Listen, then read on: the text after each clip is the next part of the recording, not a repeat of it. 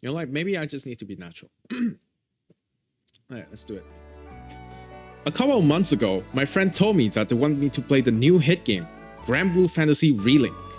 Personally, I have been playing the mobile game for years, but I have a love-hate relationship with it. I only log in once a while for the free gacha roll, but I do like the character, so I was kinda excited for the Granblue Fantasy action RPG game. So I told them, sure, if you're also going to buy GBF Relinks, then I'll play it. And I did. For 285 hours. Yeah. So I played.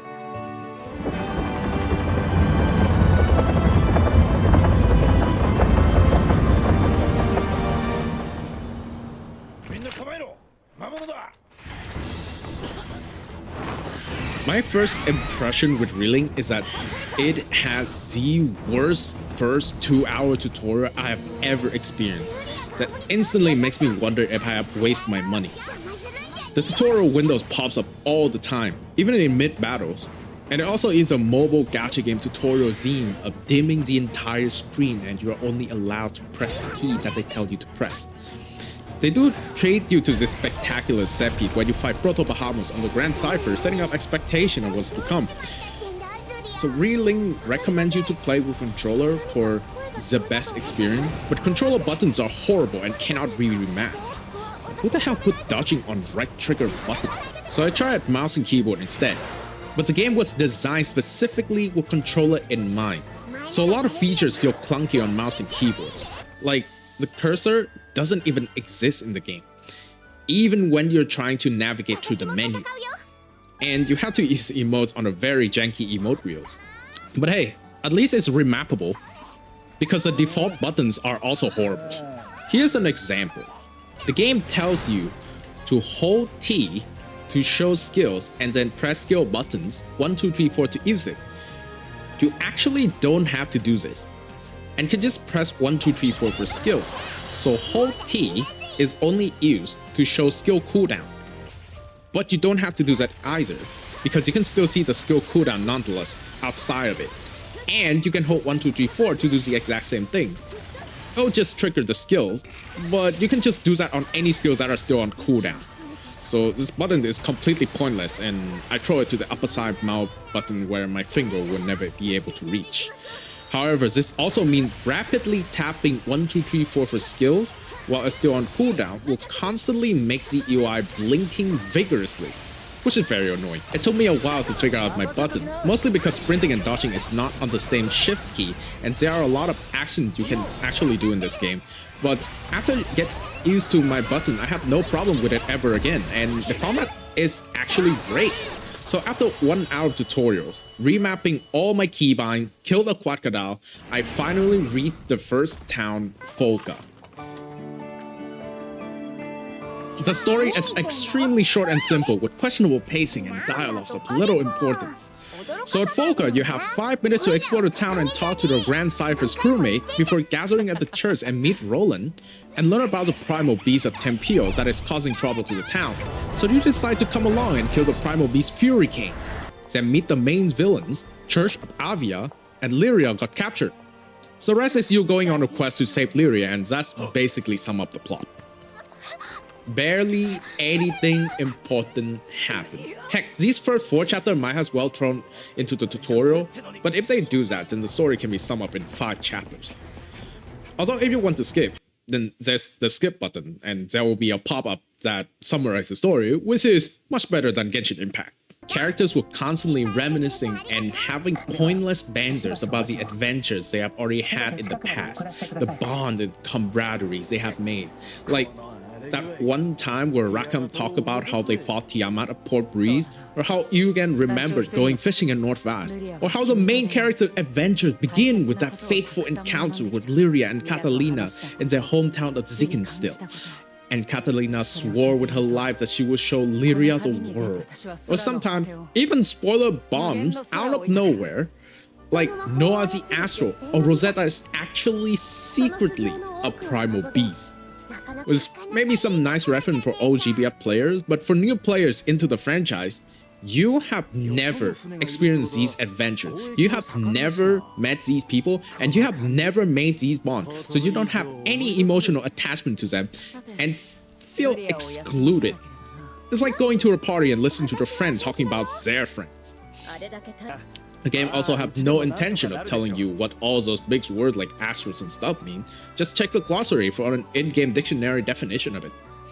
MC your voice, but most of the response are super simple phrase like yep, uh-huh. Like replying to your friend DM with that's crazy lol. Other than that, MC has no personality with no actual lines or input outside of being a narrator on certain scenes. The cinematic design by itself are actually awesome. Like when you're on the way to Furykane's lair and they destroy the platform you're on in front of you, or the Volcabola where the floor is literally lava, or the final Bahamut Versa fight. They're all amazingly badass scenes with such bangers music. Honestly, these guys should be making movies rather than designing games.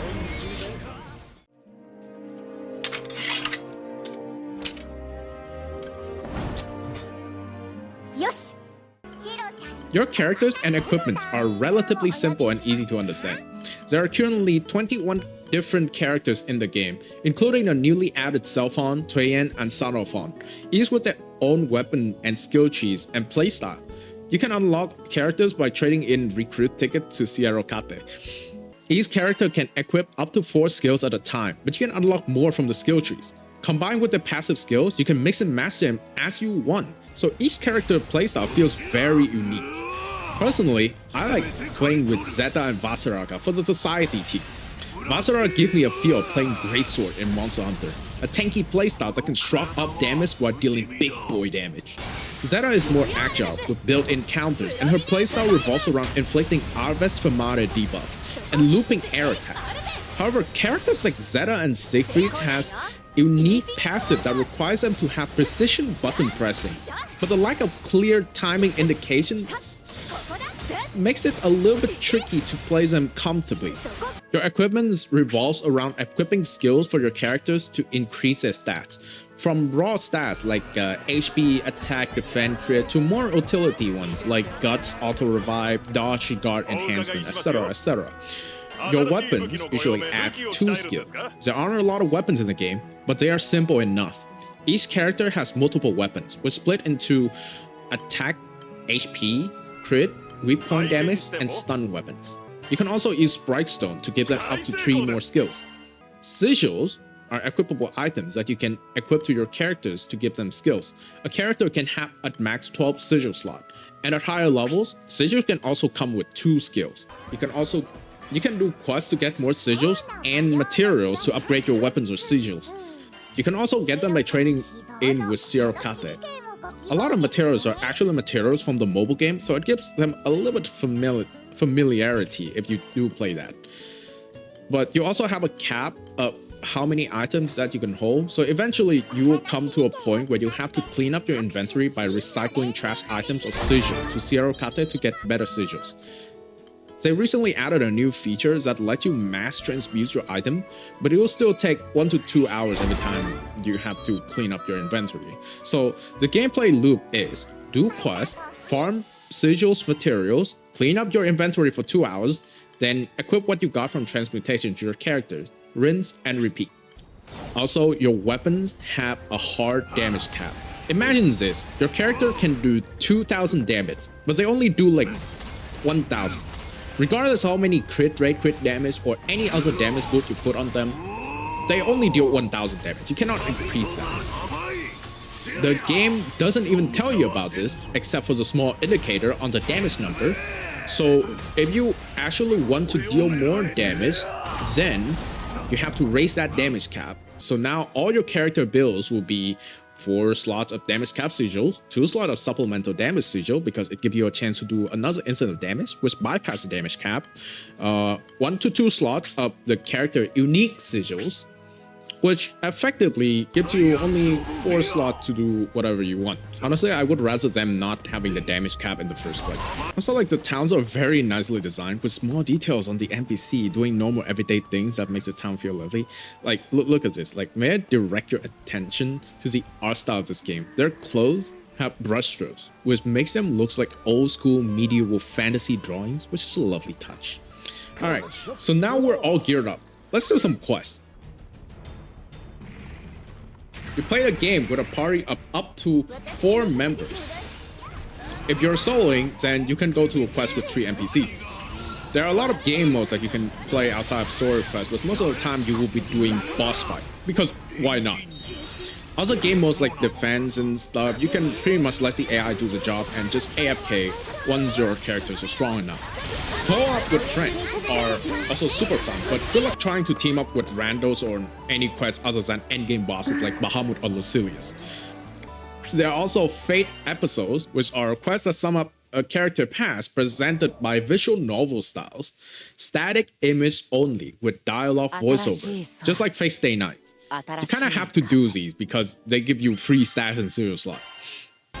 The voice acting qualities by themselves, however, are great, and sometimes characters will also banter with each other mid-fight when coordinating attacks. Chambers all had different unique voice lines interacting with other characters, which enhance the immersion. Side quests in this game are non-existent. They are tasks with rewards, which prevent you from making any deeper connection with people in the world, and generic Town Hub NPCs are nothing more than generic Town Hub NPCs that gives you chores.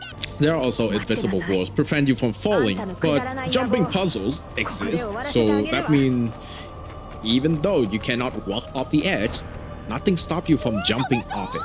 A lot of gameplay and quest design feels like they are not made with modern gaming language in mind and share the same grindy philosophy as a mobile game. For example, the equipment progression. There are like the higher variant of the weapons called the Ascension and Terminus weapon. They are different from your normal weapon that you can awaken them to make them stronger. When they are fully awakened, they give you damage cap level 5, which you can combine with 4 max level 15 damage cap sigil to max out 65 level of damage cap skill, plus a sigil booster skill that increase every single sigil by 1 level, which will gonna help you by a lot. However, upgrading them requires a lot of investment. The awakening by itself is a 10-stage upgrade process. Each stage requires a lot of rare endgame materials like the Silver Centrum. Terminus weapon goes even further, that you have to repeatedly farm the endgame Proto Bahamut boss fight to even get a low chance for the weapon to drop in the first place. And you're gonna have to keep doing that until you get the weapon of the character you're using. Plus, the newly added character Selphon, Treyan, and Sanophon also requires you to grind the new endgame bosses multiple times to even unlock the character in the first place, and you're gonna have to keep doing them to get the unique sigils and upgrade their weapons. And also, don't get me started about the treasure chest puzzle. Okay, so there are hidden golden chest puzzle that you have to follow a trace of crystals through a series of parkour challenges till the end to complete. And you finish them by collecting all the crystals, and you get the reward after you finish the puzzle. The problem is, first of all, the timing is insanely tight. Every single second counts. If you make even the slightest mistakes, that means you lose out at least 1 second, and that means you failed the puzzle and have to go back and do it all over again. You missed 1 crystal, you lost. Wrong route, you lost. Failed to make that jump once, you lost. Stuck in that 1 jump over that ladder, you lost. After that, once you get to the final crystal, you can usually see some chest or reward at the end of the puzzle. However, collecting the final crystal teleports you all the way back to the beginning of the track, where the first golden hidden chest reveals itself. You get that chest, and now you have to go all the way back to the end of the puzzle and check on the chest or the area surrounding it to see if you miss it out on any rewards. But all of that aside, there is a reason why I still keep playing the game nearly 300 hours in. Combat is where the game truly shines.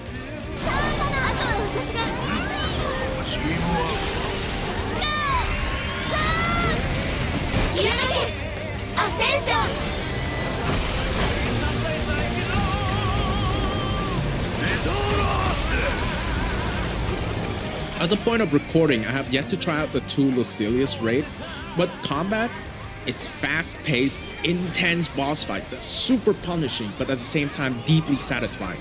You have jump, dodge, sprint, guarding. Characters have normal attack, special moves, and up to 4 special skill equipped at all times that you can unlock from the skill tree. Although their effects and skill trees are oftentimes just simple buff, debuff, and different way to deal more damage, each character moveset still stand out enough, and you can mix and match them together into your own unique playstyle. Yes, the combat effects are flashy and messy, and you can barely see anything most of the time. The lock-on flies all over the place and need to be reapplied every time you revive or the boss enter bloodthirst mode or fly out the camera. But that doesn't mean the actual combat doesn't feel good. You also have like link attacks, the Ogis, aka Skybound Arch XBA, that chains up to 3 other characters to create up to a 4-chain burst explosion for massive damage. This system encourages you to coordinate with other members in your party, either NPC or other players, which gives a really nice feeling. It's like a connection with other players that I didn't have for a long time, ever since the old MMO raid bosses era. The banters and coordinating attack voice line here just add up to the immersion of the fight. The boss fight design is amazing, and the fight feels really badass and intense. Like the crocodile, griffins, golems, skeletons, some sort of like trash 3-star jumping in GBF. And yet even their boss fight feel amazing and relatively challenging and fun. Those monsters, they're going to wreck you, okay? Because the game difficulty is insane, especially during the endgame quest. Mostly because they were designed with co-op play in mind. I love Dark Souls 3 and Elden Ring, but man, sometimes they just tire the heck out of me because of how intense it is. The boss fight actually gets much harder the higher you are. I'm not talking about just having higher health or bigger damage. Like, the boss actually gains new moveset or addition to their old moveset. If you're not playing co-op, crowd difficulty are just insanely BS, and they expect you to do parkour while handstand while also dealing optimal DPS. Good god, the duo or trio boss fight are just freaking frustratingly, stupidly chaotic. These guys are no joke. They definitely weren't meant for you to solo DPS. Seriously, at least let me breathe before you throw me into a 3 consecutive high adrenaline endgame story boss rush. So, for the question, is this game actually good? Yes, it's good.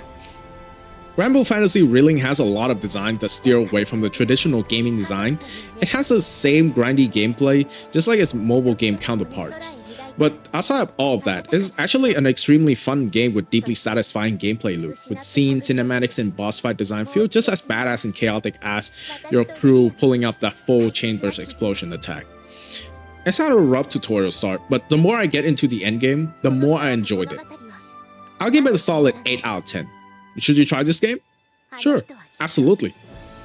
If you like this video, make sure to like and subscribe to support the channel, and let me know what you think about the video and what your experience is with the game down in the comment section.